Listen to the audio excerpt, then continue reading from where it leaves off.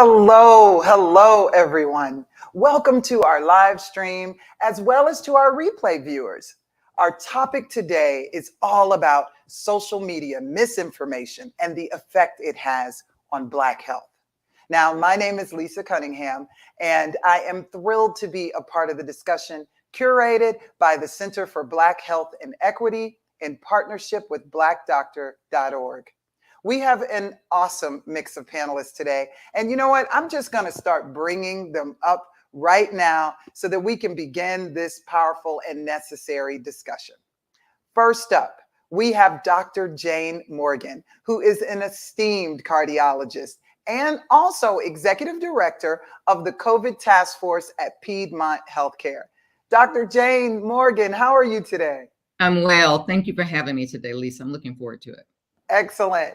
Next, we have Dr. Nasinga Burton, who is a brilliant scholar and race, media, and culture expert. You go, girl. Thank you, Lisa. Looking forward to this conversation. Hi, Dr. Morgan. Great seeing you. How are you, Dr. Burton? I'm good. Thank you. Next is Christina Brown, who is a talented social media influencer. Now, Christina, I'm gonna ask you to help me with some TikToks after this, okay? Sounds good. Nice to meet everyone. I'm super excited for the conversation. Okay. And lastly, we have the esteemed Del Monte Jackson, who is the fearless executive director of the Center for Black Health and Equity. Hello, Del Monte. Well, hi. I was waiting for Del Monte Jackson to answer, but Del Monte Jefferson will answer in its stead, if you don't mind. Hello, everyone. Oh, man. Hi, Del Monte. Definitely can't get that one wrong. Oh, well, everyone, thank you for joining the conversation today. You know, me, I was thinking about this as I was about to prepare for this, and I was like, I'm so personally excited because for you all who don't know out there, I've been involved in this campaign with the Center for Black Health and Equity, and it's called Truth Check. And they had me at that title, right? Because that is something that is so near and dear to my heart. I was able to direct a series of videos with some amazing talent. And one of them features, drum roll please, the mother of Black Hollywood, right here, Jennifer Lewis. And I thought maybe it would be a good idea if we could go on and set the tone by playing one of her videos so that she contributed to our Truth Check campaign. So can we roll that? Truth check your timeline. Give it a side eye before you share. There's a lot of misinformation. So don't just like you don't care. Read past the headlines and go directly to the source. I went to the truthcheck.org. I took the course because they're targeting us with a lot of fake news. But finding the truth is what I choose. Finding the truth is what I choose. Finding the truth is what I choose. Finding the truth is what I choose. Just the facts, ma'am. Oh, yeah. Oh my goodness. I could watch that over and over and over again. She absolutely nailed it. And yes, everyone should go to thetruthcheck.org and take the course. But you know what? Now that we took a look at that video, I just want to ask you, Del Monte. I mean, you're the head of an organization that focuses heavily on the advocacy for health disparities in the Black community. I mean, why do you feel that this particular component of, you know, kind of elevating social media literacy is so paramount? Well, yeah, definitely. As we all know, you know, African Americans we suffer disproportionately from most chronic diseases, other health issues, and COVID-19. That's no exception. All right. And so now we think we are, and sometimes we act like we are, but we are not social media literate. We'll tend to believe and act on most information we see on social media, even if we think something's wrong with it, even if we don't think it's true, even if it's, just got a hint of truth, we're going to act on it. And by act on it, I mean passing it on, passing it on to family, passing it on to friends. I can't tell you how much stuff I see in my social media channels right now. Misinformation. And I know it's misinformation. And I know that they got it from someplace else. But before, doing that truth check on it, just passing it on, and that can be devastating to our health. Wow. It's really, that's the real epidemic, huh? That's the real epidemic. Yeah. Well, Dr. Morgan, I mean, we know that COVID-19, like many diseases, has affected the Black population at disproportionate rates. Considering what Del Monte just shared, I mean, how is social media influencing the decision that people are making as it relates to COVID and our overall health? And also maybe what is a myth that you have tried to debunk? Mm-hmm. Lisa, those were such great questions. And, it really took the medical establishment all the way to the fourth surge before we really, really recognized the negative impact of social media. And really, as an industry, as colleagues, began to directly address this specific, not misinformation, disinformation, intentional, targeted disinformation. And I think it took us a while as we learned about COVID, because some of the rumors, I guess, that were floating out there seemed so disingenuous, so unbelievable, that it took us to the fourth surge, which was that Delta variant, for us to recognize, oh my God, people are really believing this. Yeah. And so we began to directly address, and I know everybody heard about the magnets and the metals and the,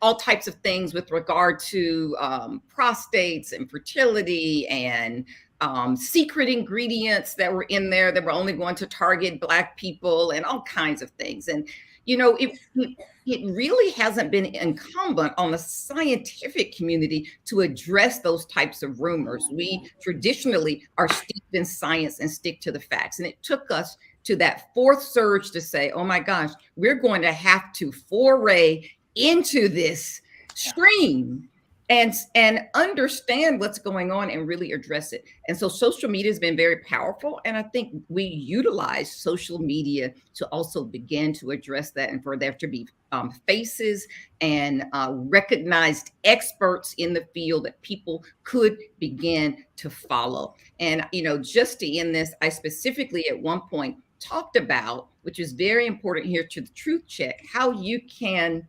recognize whether you're being targeted by disinformation. And I listed some of those things. And one of those is if the expert touts themselves as an expert. Most experts don't say they're an expert. That's clue number one. Number two is if there are trigger words that are sort of polarizing you one way or another, or as you read it, if you feel some type of emotion, that's generally a misinformation or disinformation. Science is pretty dull. It's pretty average. Like, I've never read a science textbook and afterwards said, oh, I cried, I laughed, it was just fantastic. It's pretty average. If you were feeling some type of emotional pull, that's probably not scientific data or information. Oh, that's so powerful what you just said. And I will keep pushing for us to go to thetruthcheck.org, because that course expounds on so much of what Dr. Morgan was just sharing with us. Now, Christina, because we're talking about it, social media, you live by it every day. In some instances, it's probably your bread and butter a bit. Do you feel a responsibility regarding the kind of information that you share to your followers? Me personally, 100%. I've actually built my content and my platforms for it to be a source of information. especially when it comes to what the Black community is receiving. And when it comes to COVID-19 and just medical issues in general, I think there's an understandable mistrust with what our community is getting, especially like from the government, due to just like our history, right, in this country. And I think why some of these articles or clickbaiting articles that get sent our way kind of they run its course through our communities because we trust people who look like us more. So I do feel a responsibility to make sure that if I'm a face, right? I'm a face that the Black community can trust. I need to be providing sources and resources that are truthful. And I usually tell my following where I get the sources. I'll cite it. I'll tell them where they can look it up themselves, and to not just take my word for it, but to also look around and find multiple resources and do their own research. Yeah. I recall that uproar that Nicki Minaj created when she said that her family member had his private parts enlarged due to, getting the vaccine. And it was so distressing that you literally had a head of state had to intervene and say that this just wasn't factual. I mean, an actual head of state replied based upon a social media post. Now, I'm not trying to call anybody out, Christina, but do you have any family or friends that you kind of police on a regular basis that spreads information? Or how do you handle that when you see people that you know who does it? I think, don't we all? That's all I'm gonna say. I feel like, don't we all? Yes. This pandemic, I've had a multitude of conversations with different family members about the misinformation. And I have in my family, I have registered nurses, so we have it from like the medical perspective. I have it from I'm in grad school right now, so I have it from the understanding the systemic oppression perspective. So, but then there's family members and friends who are very stuck on what they believe, and I think you can only go so far. Unfortunately, like I'll send the articles back.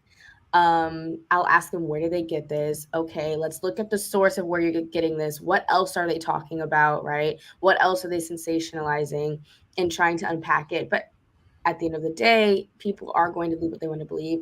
And my role is just trying to help them think critically about why it is they're believing that and the source of the information. Yeah. Lisa, that was such a great question. If I could just jump in. No, please do. She has such a big platform, and I actually gave television interviews specifically addressing it. So I was called to talk about that. And one thing that I will say about Nicki Minaj, my true thoughts on that was that it wasn't intentional. This was actually something that she believed. She wasn't trying to spread disinformation. Right. She called herself trying to do a service to the people who are following her, to warn them of this vaccine and that this is what had happened. And of course, she didn't really have all the facts and didn't really have all the information. And I think what we have to always understand is that we see things from our experience in America, right? We are African Americans, African without culture, Americans without privilege. Ooh. That is a very specific perspective. Yes, it is. So we are very vulnerable to information that feeds that narrative. And we have to actually actively work against that because the system always actively works against us. Oh, that was a mic drop as usual, Dr. Morgan. Okay, Del Monte. Now, I like the fact that the center conducted its own questionnaire to gain a better understanding of what Dr. Morgan was just talking about and our perceptions and beliefs about COVID, the vaccine, social media. Tell me of all of what you share as much as you want to about the insight that you gained, but also what surprised you the most? Well, I'm going to go to a comment that Christine just made there. She said people are stuck on what they believe. Now, that's very interesting because when you try and get somebody unstuck from something, you find out it's very, very difficult. So you got to go probing them. And so we did our own questionnaire. We did our own questionnaire to kind of probe to see how come people are stuck. And one of the things that we found out, despite the fact that people distrust social media as a source for accurate information, a significant percentage of Black people not only look to social media for information as it relates to COVID, but then they shared that information widely with their family and friends on their own social media networks. Now that's almost incredible. I mean, think about YouTube, for example. YouTube is the number two most search site, aside from Google. People always go to Google to search for something, but then after the Google, it's YouTube. Folks are going to YouTube to find out medical information about COVID. Now, when you think about that, to me, that just baffles me because my kids post stuff on YouTube just for the fun of it. They've got their own YouTube channels, but then this becomes a trusted source for information about something that could really save your life or destroy your life. Right. So it's just amazing the sources that people have. And like I said, Black people, even though we know we don't trust it, but we still go to that same source for information. Wow. Now, Dr. Burton, you got to jump in here because you heard what Del Monte's sharing about our perspective, how we're consuming and trusting social media. I mean, do you think we are purposely being targeted? Yeah, I mean, I think, what Del Monte, Dr. Morgan, and Christina are talking about is really, I mean, there's misinformation. And so that's what Dr. Morgan is talking about. The example she gave with Nicki Minaj, where people share information and they think that they're sharing accurate information, like they're not purposely doing it. Then there's disinformation. And disinformation is when particular populations are targeted with misinformation purposely to dissuade them from engaging in behaviors that might be advantageous to their health or to their wallets or to a number of other factors. So, I mean, I think we are being targeted by groups that don't value or see the full humanity of Black people in general and African Americans specifically. They're not going to tell you that people have been studying this vaccine or trying to develop this vaccine for decades. They're not going to tell you that the lead researchers are African American on this particular vaccine, right? They're not going to tell you these things because there's a dominant narrative, right? This is where the PhD comes in, right? There's a dominant narrative that runs throughout stories that we tell about America, right? Stories that we tell about discovery, stories that we tell about science and medical discoveries. And most often we are left out of the equation. But then when you do the research and you do review the history, you find out that we were at the forefront, if not the actual people who made the discoveries. So this is just in line with a history of perpetuating mythic information to further the dominant narrative that Black people are less than. Yeah. So, it's not a conspiracy theorist. It's factual, right? It's proven. We have this in our data. It's the Brookings Institute. It's the Society of Cinema and Media Studies. It's the Online News Association. It's the National Association of Black Journalists, right? When you think about all of this data that's been out here and has been put forth that says, listen, Black stories are told less often. Black joy is celebrated less often. I mean, why aren't we celebrating the fact that we have a vaccine and that we can stop Black people from dying disproportionately, right? Black joy, that's a joyous occasion, are celebrated less often. So, this is not anything different. But what is great about social media and what the Center for Black Health and Equity is doing is that they are using social media to fight back, right? So Audre Lorde talked about using the master's tools to dismantle the master's institution, right? The master's house. So that is what is great about this. And the truthcheck.org gives you that tool, gives you the resources you need to be informed and to fight back against this targeting, which is actually disinformation that is negatively impacting our community. Oh man, and you said a mouthful with all of that. I mean, and think about all of the data you were just discussing that we don't even know how much we are being targeted out there. But also, I want to piggyback one more question for you, because with all of that knowledge that you just shared and all of those studies and everything that you've got in your brain, I mean, then why do you think ultimately it really is so easy for us to spread this information? I mean, why are we so quick to share it? What is it about our culture, maybe in our history, that makes us so receptive and resistant to the information that could help us? Yeah, well, statistically, most people get their information, and this is before the advent of the internet, from media. That's just period. And when they talk about media, they're talking specifically about television and news, right? So the internet, social media is an extension of that. So most people still, and this is according to several reports, one from the Brookings Institute, one from Misinformation Review, that most people get most of their information from social media. All right. The other thing, the reason that people are more likely to believe it is because of what we call this phenomenon called confirmation bias. Right? So most people are likely to believe what they already believe.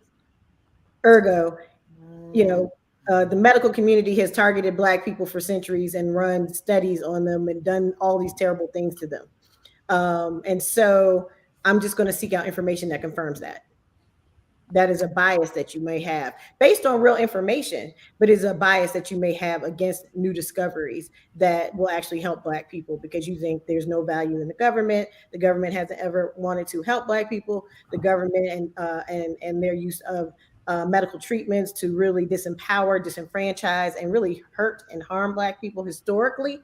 Because that has happened, then it's like, that's the only information I'm listening to. Right. And so confirmation bias is a psychological factor that we have. And then the other part of it is, if you keep hearing something over and over, right, you are more likely to believe it. Once you hear something 3 times, it's in your brain forever. Yeah. Okay. So, and if I can add to that also, yes, if I'm following Christina, right, if I'm following her, and I've been following her for some time, I feel like I know her. And so I'm going to follow. So when she says something about anything, she's not going to lie to me. This is my bestie. I know her. I've known her for a while. I knew her growing up. And so she's not going to steer me wrong. And so I'm going to have a tendency to trust her because she's my bestie. And I've been following her for so long. And Del Monte, that's a great point. And one of the things that I've tried to do, I have a social media platform called Stairwell Chronicles. Yes. And I answer questions about COVID and other medical questions in 60 seconds or less. I literally sit on the stairs and I talk to you like a sister, a friend, and I answer a question in 60 seconds. Don't take up a lot of your time. Part of what I am hoping to build on that platform is not so much to make inroads now, but to develop, just like Del Monte says, those trusting relationships. So if we get to another point in our society where people really need scientific information, there are scientific voices that are already established, that are ethical and truthful. And that's really what I try to aspire to within these Stairwell Chronicles on, Twitter, Instagram, YouTube. And so I think it's very important, that trust factor, that relationship, people following you and understanding you and valuing what you are bringing. And that's something that starts well ahead of the crisis. There we go. You can't jump in the crisis. You already have to have that relationship. That's why your Aunt Sue, who's a hairdresser, was able to convince you to not get the vaccine, as opposed to a doctor who was talking with you because you had a relationship with Aunt Sue. Aunt Sue's always right. And if I could jump in there too, just to finish the question, because Dr. Morgan is right on point, as is Del Monte. Another thing that is critical that we aren't discussing is the removal of critical thinking courses from school curricula. So we have a generation, multiple generations of people who are coming up who are not getting any type of education on critical thinking. Educators are being held hostage. They're not being allowed to teach people discernment, what are valid facts. We've had to change the language. You can't say anything critical in the name of it, or it's defunded, or all of the things. So we have to call it evidence-based learning. But people can advocate for more evidence-based learning in their classrooms at all levels, right? I'm a college professor, but still, you have to teach critical thinking. And we have people coming into our classrooms, even at elite institutions, who don't have any critical thinking abilities. And that actually is something that helps people make great decisions as it relates to many things, including science, like Dr. Morgan says, and medicine, like Del Monte is talking about. And then, what Christina is saying, like, you shouldn't have to go to graduate school to learn how to think critically about these issues that impact you every day. And our history and experience in general is missing from the academic curriculum in the United States. Yes. We are invisible. So we go through a traditional educational experience and learn very little positive things about the true impact that we've had on this country and in the world, and also what the true suffering is. And we should never get that full understanding unless you're taking a very specific African studies course. But as part of mainstream education, we are missing. And whenever we try to insert this into the curriculum, you have parents and politicians who come up in arms and don't want anything taught in the schools that is related to populations of color. And they've been able to be successful. What that does psychologically to you and to me as we go through this system and never really learn about ourselves, and nobody around us learns about ourselves, then what are we? We are subjected to the media images that are portrayed, and more often than not, what negative images are portrayed of populations of color, stereotypical images and positive images of the majority population, from imperialism. And imperialism, don't underestimate it, is what drove the lack of vaccine acceptance. Our understanding and experience of imperialism, not as the conqueror, but as the subjugate. Woo. So that is a different perspective. And that is a mouthful. We're more likely then to intake something, just as Dr. Burton says, that feeds that narrative.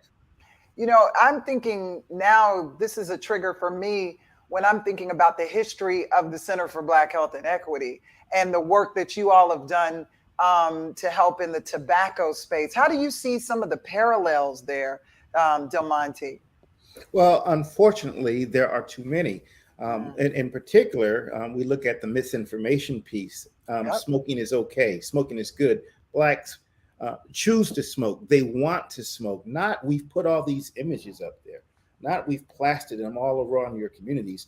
Not that we've made these cigarettes, especially menthol cigarettes, cheaper in your communities. That's right. But you choose to smoke and you want to smoke. And so we shouldn't take it from you. Now, the unfortunate part in tobacco and in COVID is that we have had our own people. We've had African-American people, Black people sitting up, standing up, and speaking out against something that could save our lives. Black people have said, no, we shouldn't ban menthol because Black people love to smoke. And likewise, Black people also saying, no, we shouldn't take the COVID vaccine for one reason or the other. The study was rushed. It happened too fast. This is just another Tuskegee experiment, all these other things. And so, unfortunately, the parallels are too dissimilar. And so we've got Black people that were there against us in tobacco. We've got Black folks that are there against us in COVID as well. Wow. That parallel probably goes across other hot topics within our community as well. And unfortunately, we also do ourselves a disservice. We always have those amongst us who are willing to feed the negative information or side with something that is against the interest of the whole for their own personal interest. And, I will just call out the Surgeon General of the state of Florida is a disgrace. And so I want to be clear about that, a disgrace. But we always have people just like him that can be identified and trotted out and do a disservice to us as a community, as a whole. He's a great example, and I want to call him out personally. Well, we know how you love to keep it real, Dr. Morgan, for sure. I mean, Christina, I want to get you back in on this conversation.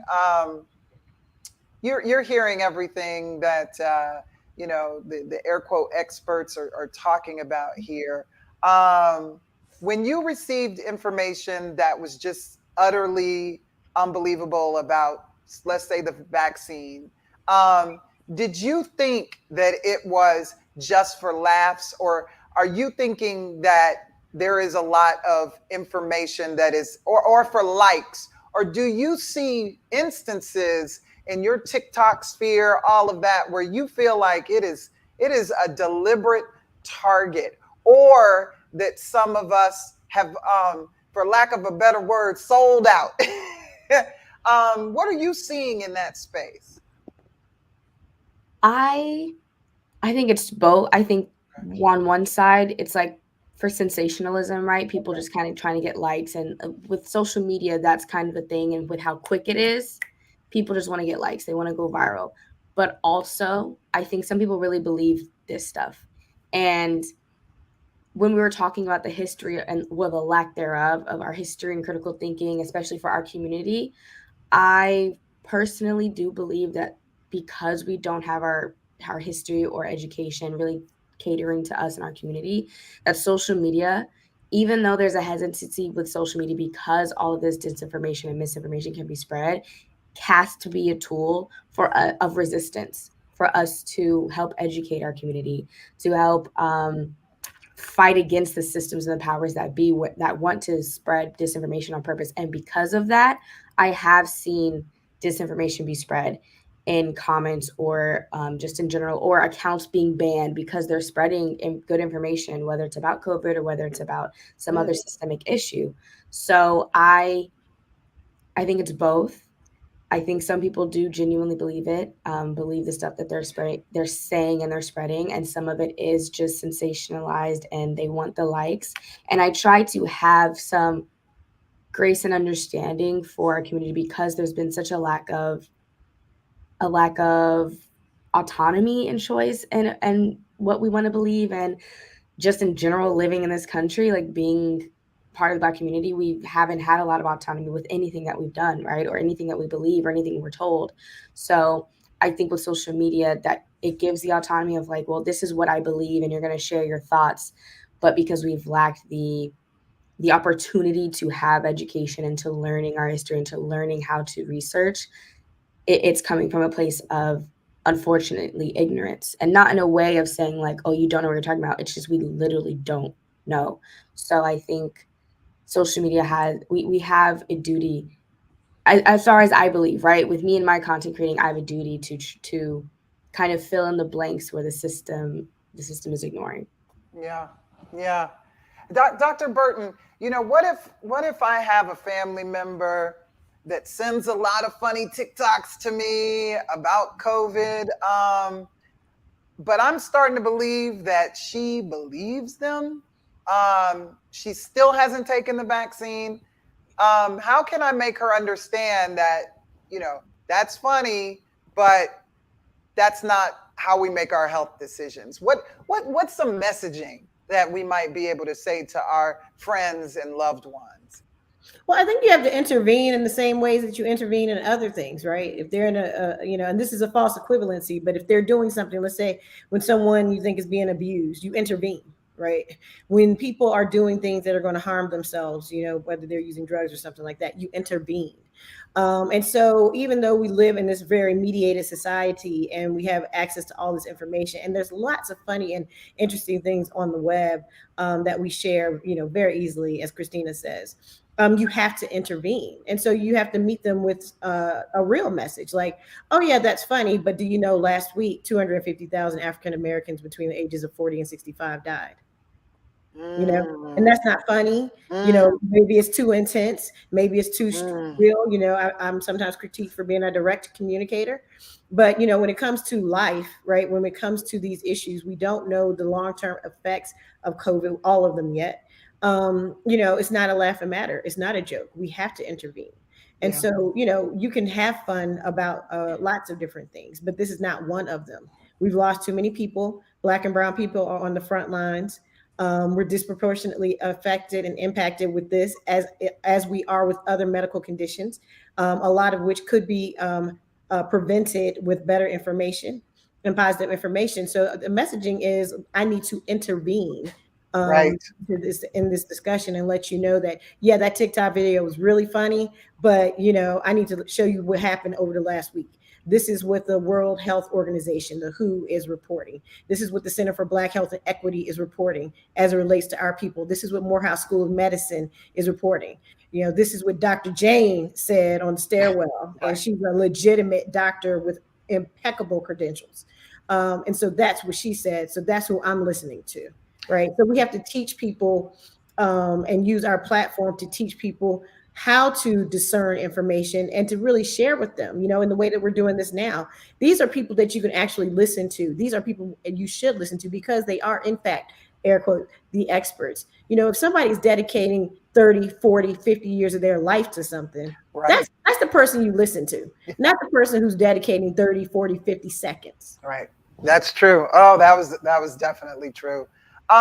Dr. Morgan, I'm seeing a lot right now about that people are thinking that there's a cure because you can now get treated.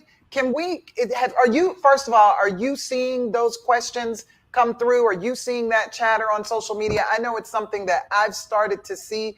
And so I'm like, what is that all about in terms of the cure that isn't actually here, and the treatment options, especially for those who may be immune compromised? This is still part of that anti-vaccine disinformation campaign. Okay. And so what we see is we have medical therapeutics available under emergency use authorization to try to mitigate your symptoms. It's Paxlovid from Pfizer, Molnupiravir from Merck. You can take these pills and it mitigates the symptoms. It's kind of like you get the flu, and so you stay home and take Theraflu. You still have the flu. Theraflu is just mitigating your symptoms.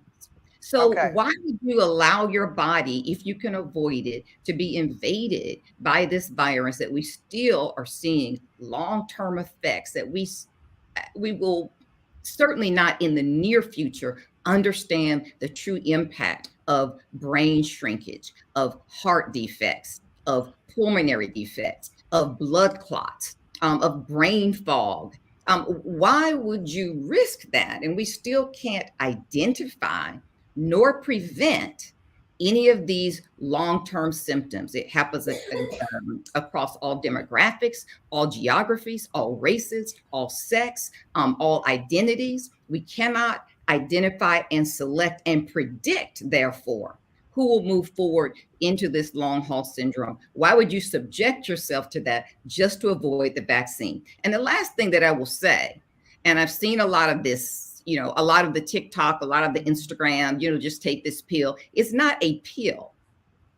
It is 40 pills that you will take plus an additional adjuvant. And the other drug is 30 pills. It's not just a pill. You will take 40 pills over the course of the next 5 days.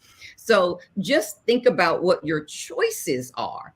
That really has been developed for people who have become COVID positive despite all of their best efforts and are vaccinated. So for breakthrough infections, and we want to continue to help you, but it is being positioned as an alternative to the vaccine.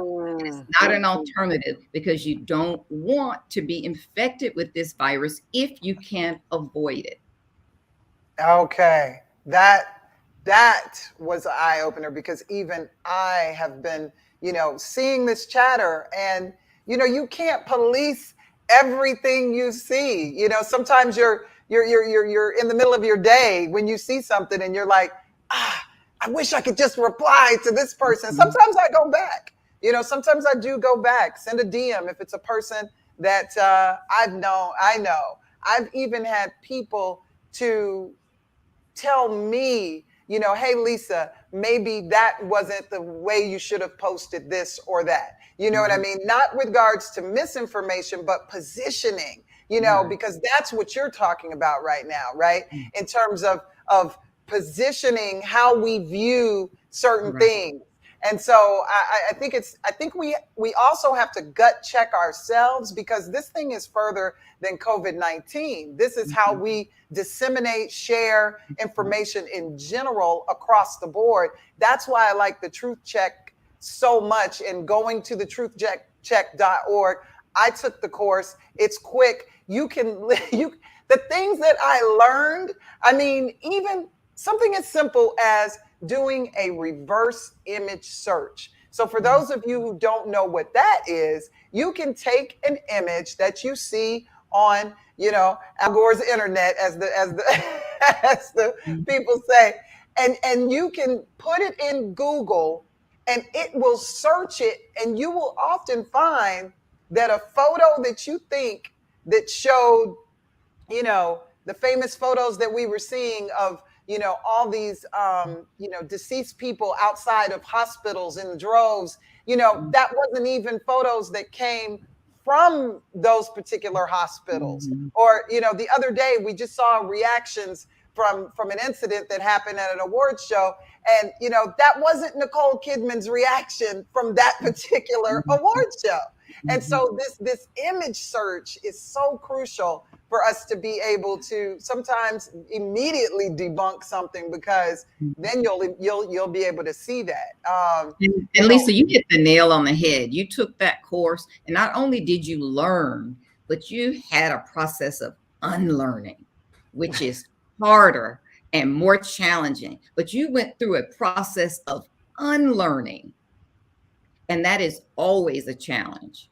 It is. Yeah, and if I can also say something, you're not going to find anything on the Truth Check to say, oh, well, this is a fact or that's a fact. The only thing we're trying to tell you on the Truth Check is a fact, is that there is a process that you can go to determine for yourself if information is valid or not.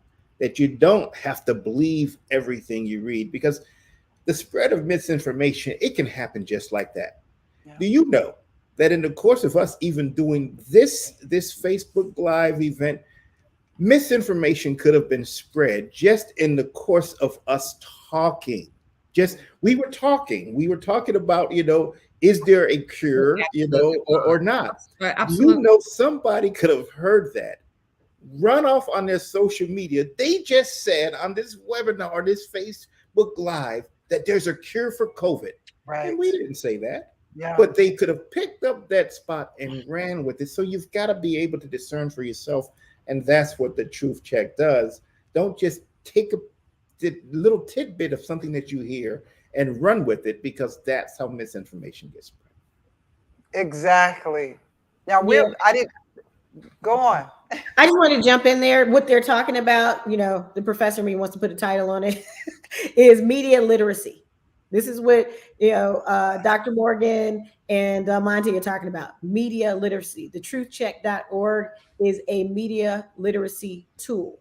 It is something that is developed to help you make better decisions, right? And to become more literate with your media, and social media qualifies. And so we have to better understand social media and the signs and the symbols and how they come together to create meaning. So I would encourage people, if you have media literacy courses at your fingertips, if you're enrolled in school now, community colleges also offer them. I would encourage you to definitely seek out those opportunities like the truthcheck.org, so that you can help yourself to become more media literate. Yes. You know what? This time has gone by quicker than I even knew it would. So I want to get just, before we open up to even just a couple of final questions, I want to get some takeaways here. So Christina, tell me, and we can go round robin, what's the most important point that you believe viewers should take away from this conversation?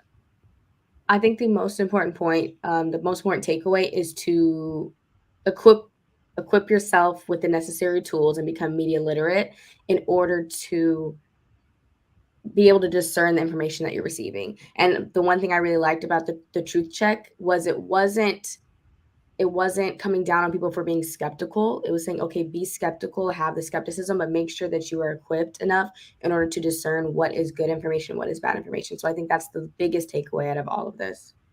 I love what you just said. Be skeptical. That's our power. You know, there is so much power in being skeptical and wanting to seek out the truth in its, you know, purest forms here. Let's see, Dr. Morgan.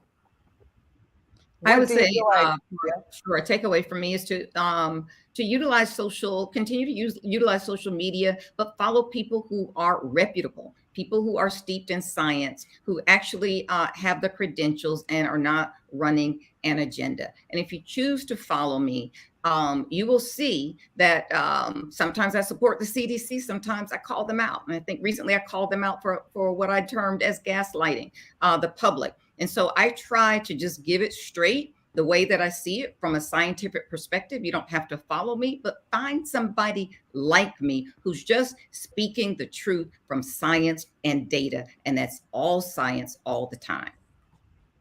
There we go. Dr. Burton. Yeah, I mean, I think humility. You can't know everything. You know, we're doctors and PhDs and executive directors on here, social media gurus, all the things, but you can't know everything. You have to have some humility and be willing to learn. And as Dr. Morgan said, and as you gave in your example, willing to unlearn misinformation that you might have internalized or taken in. And I'd also like to say that in our community, because, you know, our community has taken some hits as of late, but we have got to get away from this anti-intellectualism that impacts our community, that makes us less likely to believe a doctor like Dr. Jane Morgan or a Del Monte Jefferson or even a Dr. Nisinga Burton because we aren't white or because we weren't born in the 18th century or because we are Black people and Black identified people and proud Black people. You know, this whole anti-intellectualism that is happening in the United States and that has been really appropriated by our community, by some members of our community, has got to go. Like, we are here for a reason. We have given our lives and spent our lives studying, researching, curing, discovering all of the things for decades to be dismissed by our own people. So I would encourage you to have some humility, listen and learn, and to also be a part of the solution and not the problem, and stop being so proud of being anti-intellectual. Woo. Hello. Thank you, Dr. Burton. Del Monte, talk to me. Well, just as the title of this event is called, we don't have to chase likes. I agree completely with what's said, that we should follow someone that's reputable, someone that's not chasing those likes, someone that's not being paid just to say something. This is not about ad dollars. This is about trying to save Black lives. So those are the sources we want to deal with. Those are the sources we're going to look to, not those that are just chasing likes. And then the last thing I'll say, very important takeaway, probably the most important takeaway for me, thetruthcheck.org. Thetruthcheck.org. You know what? I'm gonna let you continue even further, Del Monte. There's some other questions coming in here. As the head of an organization dedicated to advocating for Black health equity, we already know you all's history. It's amazing. If you all do not know about the Center for Black Health and Equity, please Google that. But what are some of the conversations you're having with community leaders that led you to this Truth Check campaign? Like, what came out of some of these discussions? Well, one of the major things that came out, of course, was the whole fact that we needed to have more media literacy. Again, as I said earlier, we like to think we are social media literate, but we're not.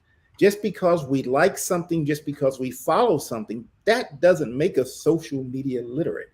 And so that was one of the biggest things, is that we need to be more media literate. And then again, also, as the survey that we did, when we did that questionnaire, it pointed out, even though we know that social media does not have always the best information, we're quick to share it with our family and friends. And so this was what we were getting from our communities. And so this is what we had to try and address. And one of the ways we try and address it is by building capacity within our communities to be not just social literate, but to be able to recognize problems, to have that critical thinking skill that we talked about, to be able to recognize problems in their communities and then figure out solutions. How are we going to solve it? How are we going to overcome these tobacco sales in our communities, how we're going to overcome these food deserts in our communities, how we're going to overcome these HIV rates in our communities. And so we've got to have those skills. We've got to be able to build our community power so that we can address those skills. Now, building community power and developing community capacity, none of it does anything if we don't have a proper infrastructure. And by infrastructure, I mean we need money, we need the resources, we need all those things in our communities to be able to address these ills that are plaguing our communities. And that's what we're trying to do. Dr. Morgan, I'm going to be like a sportscaster right now. Hey, can you give me your prediction? Can you give me your, I mean, you see the chatter, you know what's going on from the science standpoint.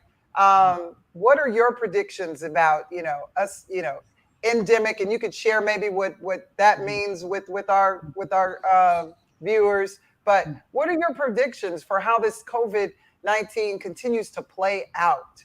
Right. So, we may not be at the end of it, and, we may be in a lull. We need to take this period of downtime, right, to restock our resources. This is a good time to catch up on your N95 mask. Get your supply of test kits in. If you haven't been vaccinated, get vaccinated. If you've been vaccinated, get your booster. If you've been boosted and you're over 50, get your next booster. If you're immunocompromised, in other words, get up to date on your vaccines, just like polio, chickenpox, measles. Bring your COVID vaccines up to date. Take this period of time to take care of your health. We absolutely know that more variants are coming. Why? Because the virus is becoming endemic. What does endemic mean? It doesn't mean that we can just go out and play and be free. It actually means that the virus still lives amongst us. We squandered every opportunity we had to extinguish this virus. Now our best option is to live with it. That's what endemic means. And by continuing to live, it continues to have the opportunity to change and mutate and create variants that may or may not threaten our health. So we've got the tools, not only medical therapeutics, but public health measures. We know how to social distance. We know how to test ourselves. We know how to wash our hands. We know how to choose our environments and choose the people who will come into our environments and make those kinds of choices. So please do that. And don't be fooled into thinking that it's over just because you say so. Right. Humans are not directing the course of the virus, regardless of what the politicians, again, who have college degrees, some of them in accounting and law and history and agriculture. So just think about that, the source. Their personal agendas, not a scientific background amongst them. So understand that we really don't know what the future holds, but there is a possibility that we are not at the end of that. And so we always must learn from history, right? Or we're doomed to repeat it. Yes. We've been through 5 surges. We know how to do this. Prepare yourself for what may come. If it doesn't come, then fine. Then you've got your resources with you that you will use, because this will become endemic. Yeah. Hey, Dr. Burton, one last thing, and I know we really are wrapping up here, but what do you think it would take for us? I know what you were discussing earlier is kind of this trend towards where critical thinking is taken away. But what do you think it would take for us to get media literacy introduced into some curriculums? And if not, what are some ways that we can do this? I mean, obviously, we all know today that anybody watching is going to go to thetruthcheck.org, but talk to me about media literacy and how it can even get back into our school systems. Well, I mean, you have to lobby your school boards. You have to, I say vote with your dollars. So if you're making contributions to candidates and people who are running for office, and they have an anti-intellectual, anti-critical thinking agenda, then you need to let them know that you won't be supporting that in any way, shape, or form. And even if you have supported them previously, you won't continue to do so. You need to engage and become a member of your PTA. A lot of times parents, PTAs don't have direct involvement in curriculum development, but it is a place where you can have access to administrators and other people in your school and school system who are making those types of decisions. And there are public meetings that are held that are connected to all types of things, school boards, city council. These are people who make these kinds of decisions. And so I would say that you should attend them and make sure that you get on the agenda, because you can, and ask for these things, because we need them. And in the meantime, work with organizations that have been committed to media literacy. Some of our civic organizations, NAACP, NABJ, some of the sororities or what have you, have been doing this work for decades. And so we can continue to do that, and to really work with your Black academics who do this kind of work, not people who are just out here cashing checks and they're like, oh, I'm an expert in this, I'm an expert in that, I'm an expert. No, media scholars who can help you to develop curricula and can help you to better to make our communities more media literate. Thank you. Oh my goodness. Now, we're going to have to wrap this up. We can keep it going forever, and we should keep this conversation going. Don't forget, one of the easiest ways is to go to thetruthcheck.org, take this quick course, learn how to prevent the spread of misinformation and disinformation. It is our lives, our families' lives on the line here. And as Dr. Morgan told us, the pandemic is not over yet. I want to thank you to the Center for Black Health and Equity and blackdoctor.org, and to each of you all. Thank you so much to our amazing panelists, and for you tuning in. And until next time, be healthy and stay safe.